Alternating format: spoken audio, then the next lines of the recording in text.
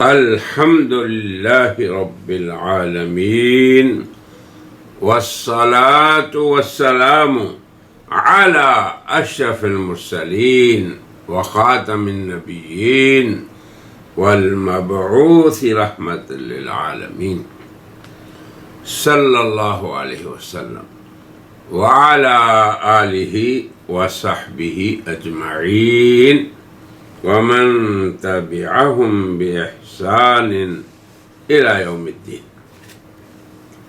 وبعد، أعوذ بالله من الشيطان الرجيم.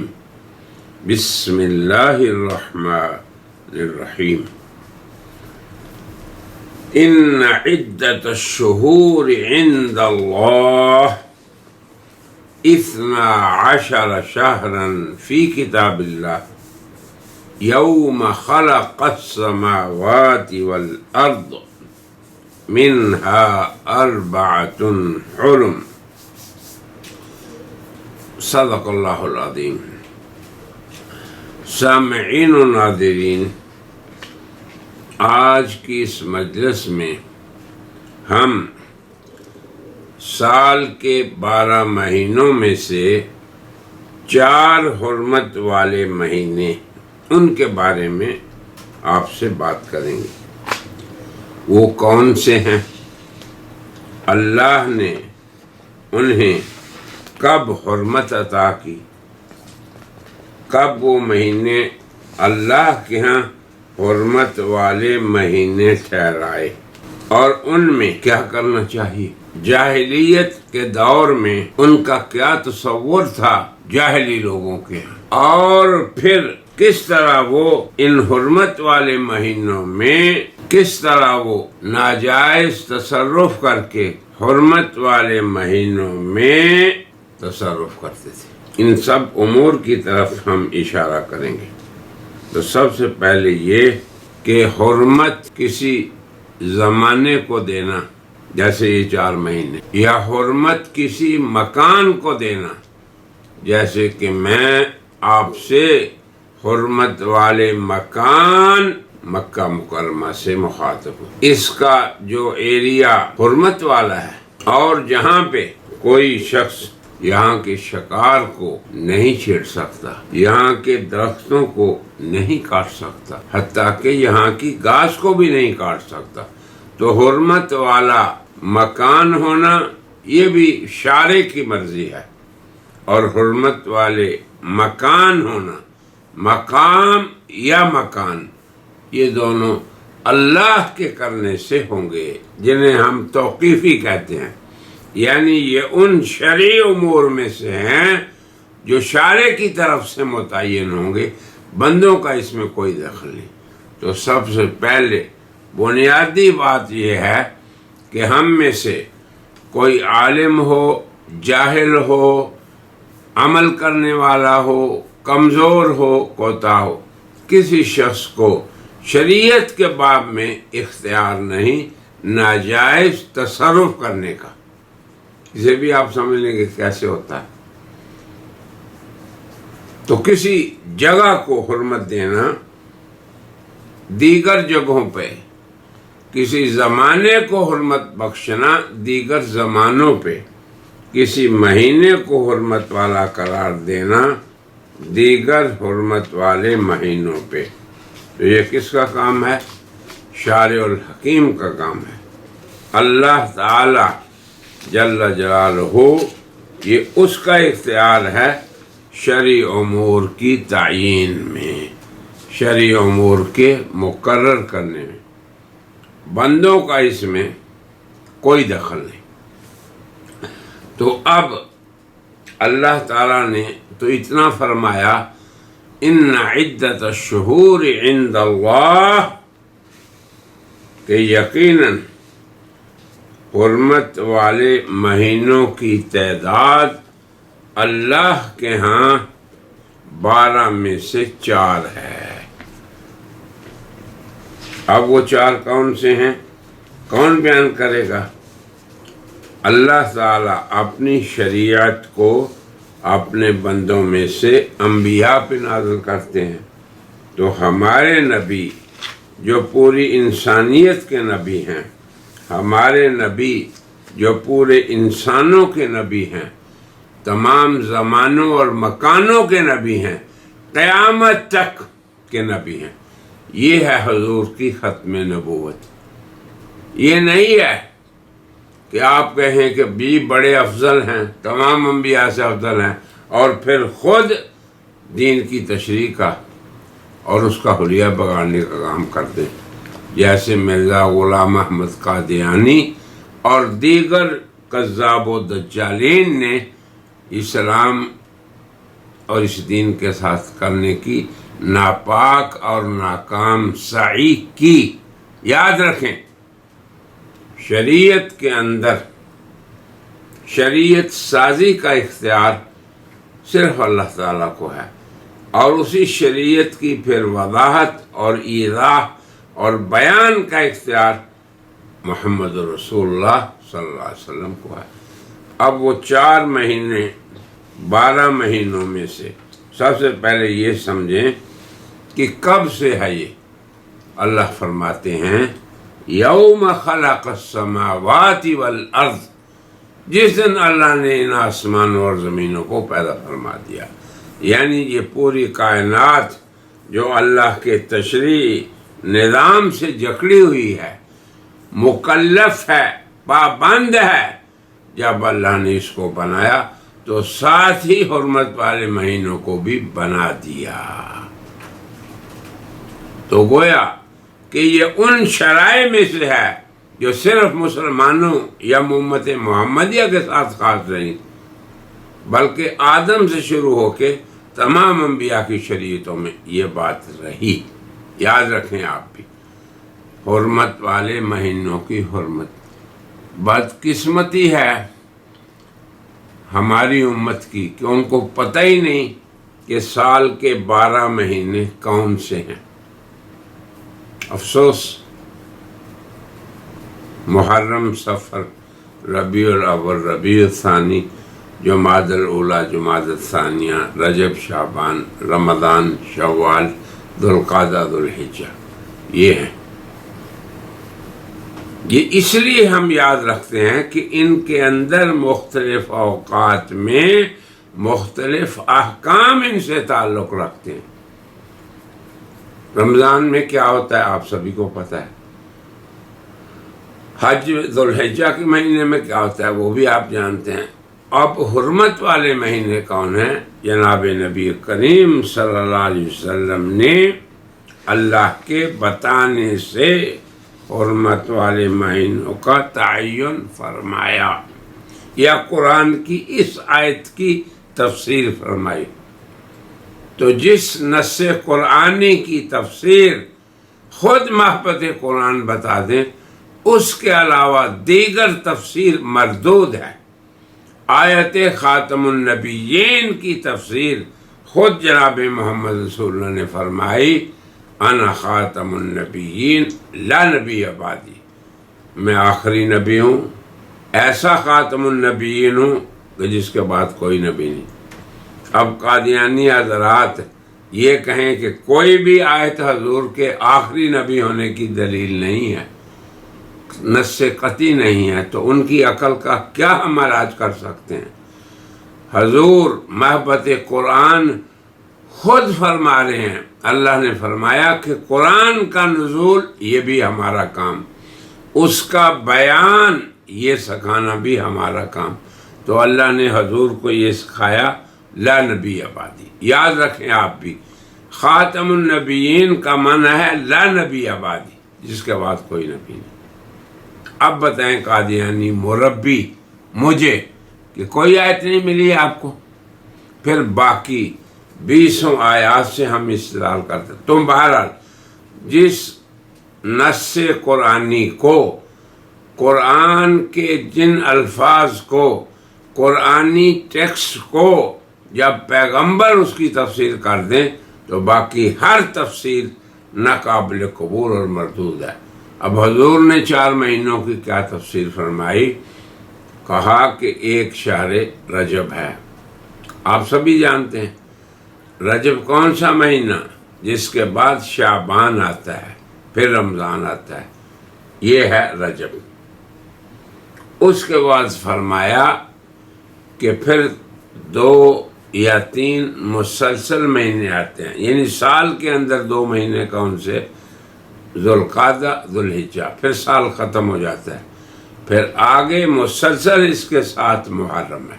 بس تو سب حضرات یاد رکھیں کہ رجب، ذوالقعدہ، ذوالحجہ، محرم، یہ 4 مہینے حرمت والے ہو گئے،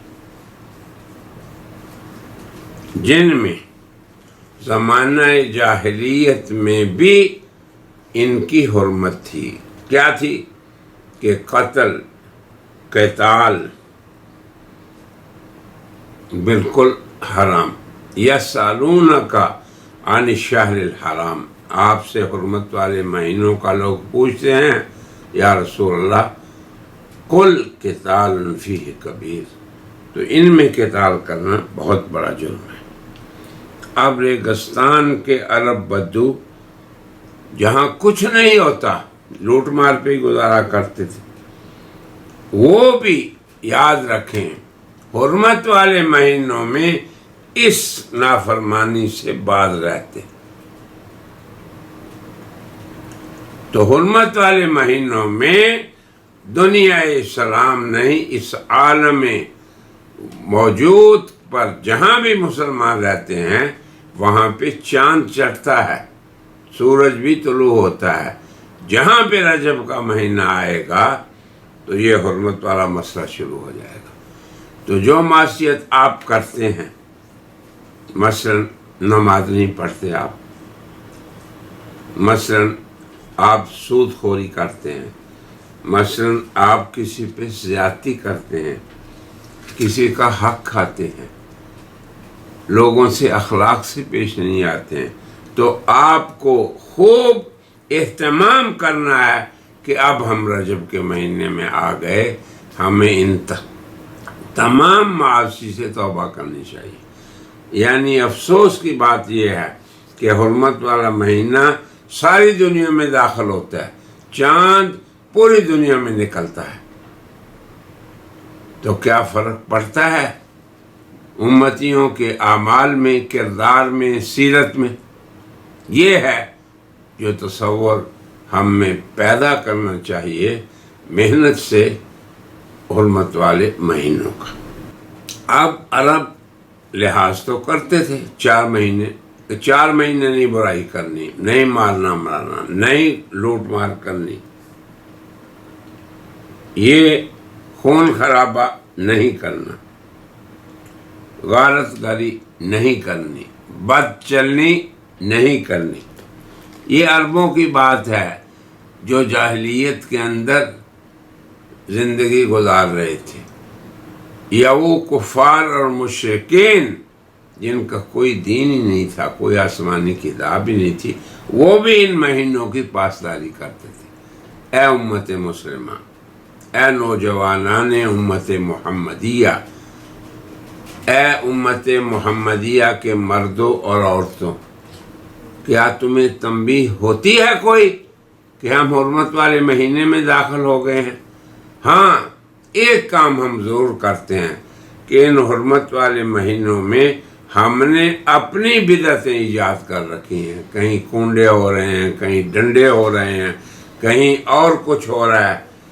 ایسے ہی محرم میں بھی ایسے ہی کرتے ہیں ہم، بدعات، خرافات۔ یاد رکھیں حرمت والے مہینوں کا تعین یہ بھی اللہ کا کام، پھر ان مہینوں میں کیا کرنا ہے یہ بات یاد رکھیں کہ ہر نافرمانی سے باز رہنا ہے، باقی متعین کوئی عبادت نہیں۔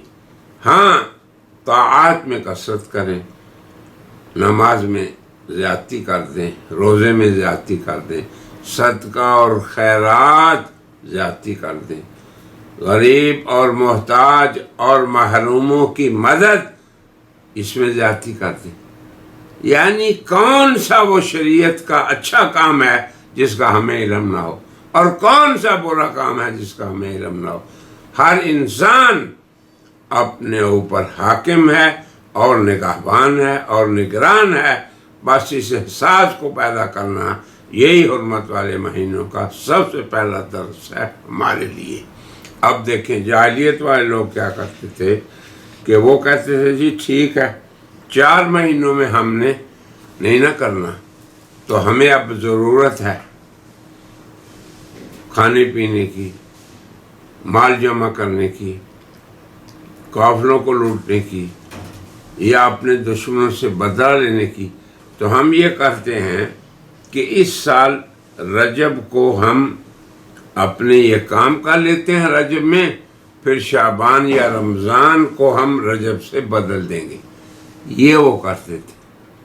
یہاں پہ ایک نقطہ سمجھیں اے امت اسلام کہ اللہ کے احکام کو تبدیل کرنا، ان میں تبدیلی لانا، ان کی وضع قطع کو بدلنا، یہ ہے جاہلیت کے مشرکین اور کفار کا وہ کام جسے اللہ نے فرمایا انما النسیء زیادۃ فی الکفر۔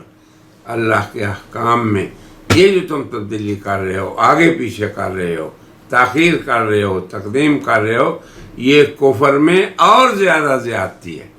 ایک ہے کہ آدمی اللہ کو نہیں مانتا، اللہ کے قرآن کو، اس کی کتابوں کو، اس کے احکام کا انکار کرتا ہے، اور ایک یہ ہے کہ مانتے ہوئے ان میں تبدیلی کرتا ہے، شریعت سازی کرتا ہے۔ یہی اہل الحاد کا کام ہے۔ قادیانیت یہی پھیلا رہی ہے دنیا میں۔ تو یہ اللہ کے ہاں کفر میں اور زیادتی ہے۔ تو ہمیں ان مہینوں میں بدعات، خرافات، اپنی طرف سے نیک اعمال بنانا، شریعت سازی، اس سے باز رہنا ہے۔ یہ اللہ نے فرمایا انما النسیء زیادۃ فی الکفر۔ تو یہ آگے پیچھے کرنا حرمت والے مہینوں کی حرمت کو، اور پھر اس پہ یہ بھی اضافہ آپ کر لیں کہ تقدیم و تاخیر، اور پھر ان میں شریعت سازی کرنا، اپنی طرف سے بنانا۔ تو یہ سب اللہ تبارک و تعالی نے فرمایا یہ کفر میں زیادتی ہے، نافرمانی میں اور بڑھاوا ہے۔ تو کم از کم اے مسلمانوں تم ان مہینوں میں بڑھاوے نہ کیا کرو، اپنی طرف سے شریعت سازی نہ کیا کرو، اس سے باز رہو۔ چلیں آگے۔ تو ہم نے اہل جاہلیت کی طرح ان مہینوں کی پاسداری نہیں کرنی، بلکہ اللہ کے رسول کے مطیع صحابہ تابعین اور دیگر صالحین کی طرح ان مہینوں میں نیکیوں میں اضافہ کرنا ہے، اپنی سیرت میں اور زیادہ حسن پیدا کرنا ہے، اور آپ سب کو پتہ ہے کہ وہ کیسے ہوگا۔ چلیں آگے۔ پھر اللہ نے فرمایا ذالک الدین القیم، سیدھا، مضبوط، تقویت والا، قوت والا دین یہی ہے۔ کیا کہ اللہ کے احکام میں بندے شریعت سازی نہ کریں، بندے تبدیلی اور آگے پیچھے تقدیم تاخیر نہ کریں۔ فَلَا تَظْلِمُوا فِيهِنَّ أَنفُسَكُمْ، ان حرمت والے مہینوں میں تم اپنے اوپر ظلم نہ کرو۔ یہ اپنے اوپر ظلم ہے کہ ہم خود ان کے احکام وضع کریں۔ اب آپ خود دیکھ لیں کہ محرم کے اندر ہمارے بر صغیر میں کیا کچھ ہوتا ہے، ماتم، تعزیے، جلوس، اور پھر عجیب قسم کی حقد و بغض کے مظاہرے۔ کیا یہ اللہ کی شریعت سے، قرآن و سنت سے کہیں ثابت ہے؟ توبہ کرو۔ اللہ فرماتے ہیں انما النسیء زیادۃ فی الکفر، تقدیم و تاخیر حرمت میں یہ کفر میں زیادتی ہے۔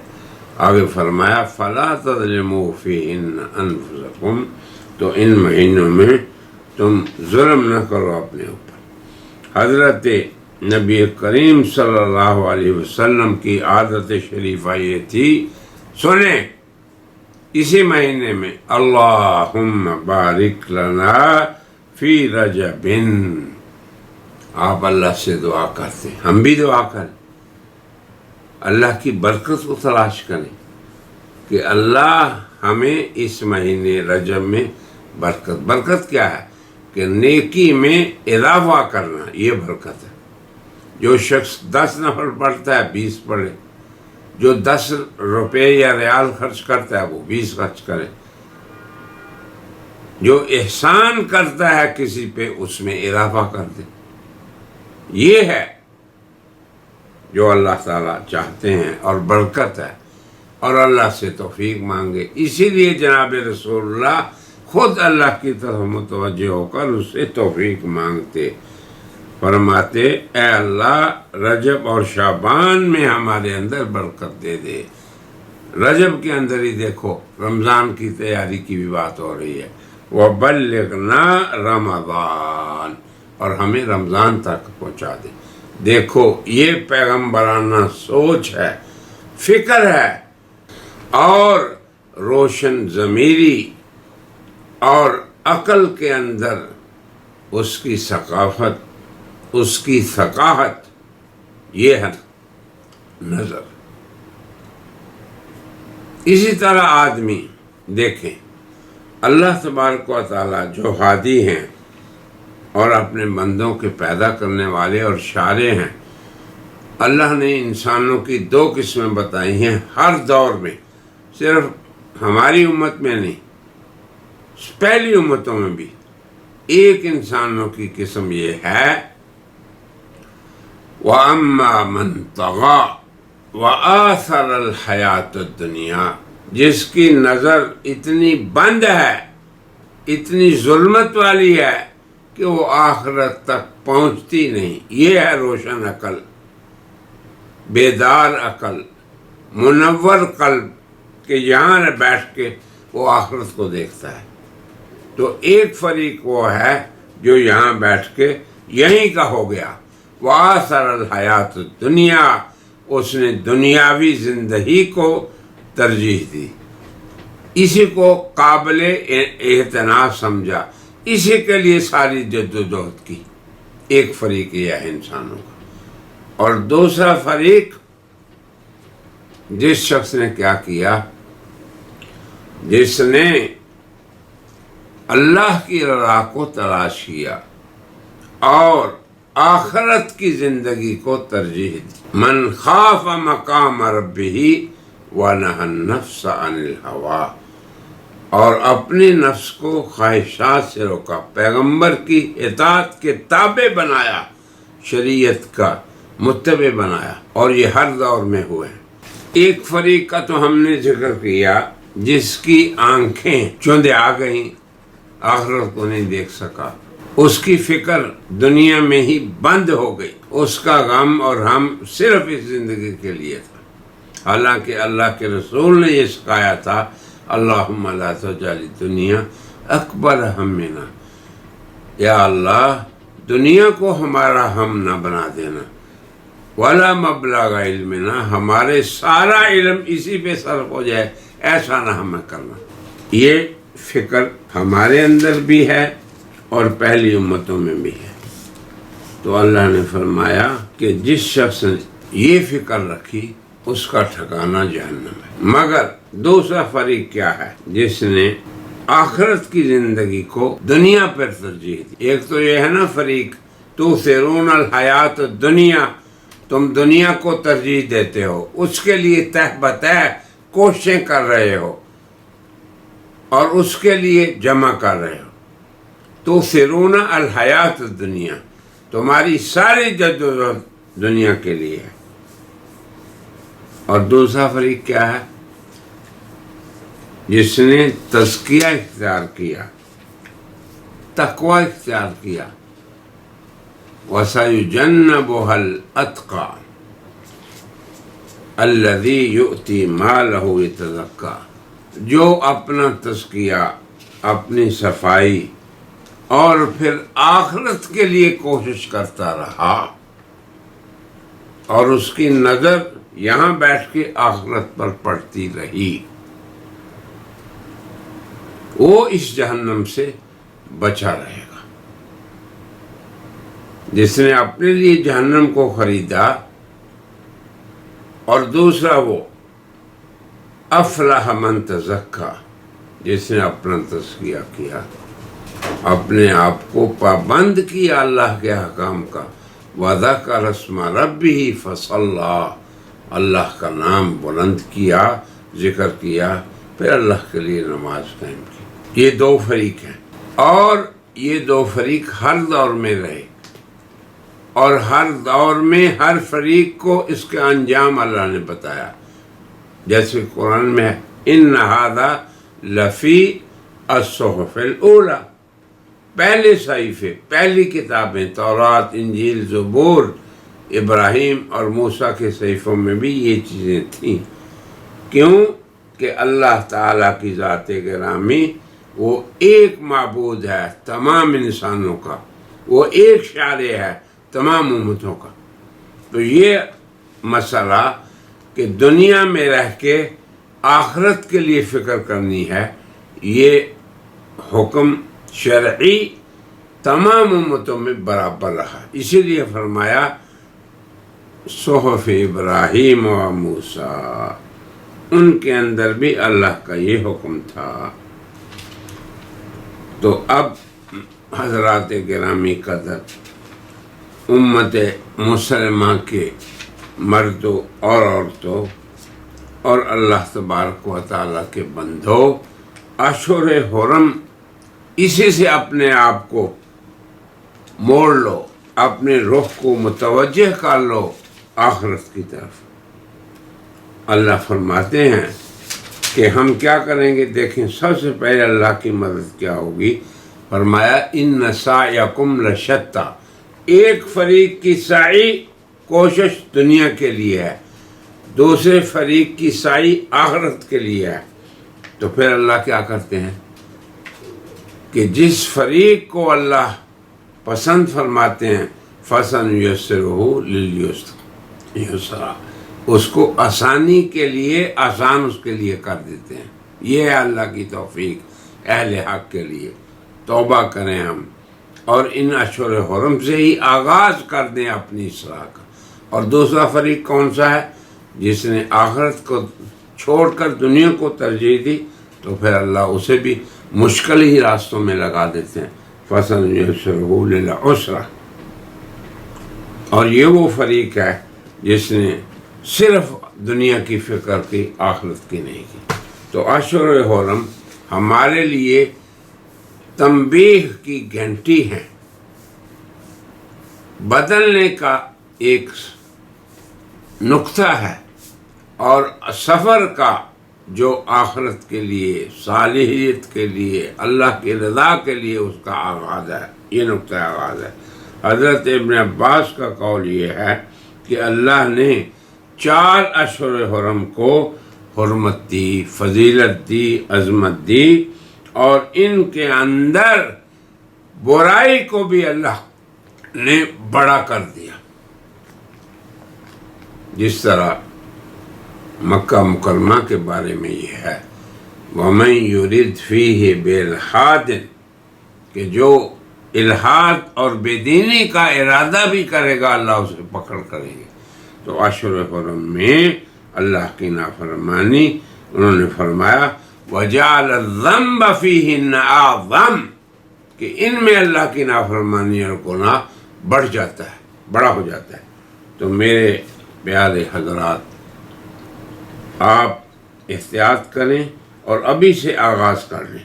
اور بہت سے اقوال ہیں اس میں حضرات صحابہ اور صالحین کے، مقصد صرف اتنا ہے کہ یہ ہمارے لیے اصلاح کے نقطے کا آغاز بنے۔ اسی پہ آج ہم اپنی گفتگو ختم کرتے ہیں، مزید انشاءاللہ آئندہ مجالس میں بیان کریں گے۔ وآخر دعوانا ان الحمد للہ رب العالمین۔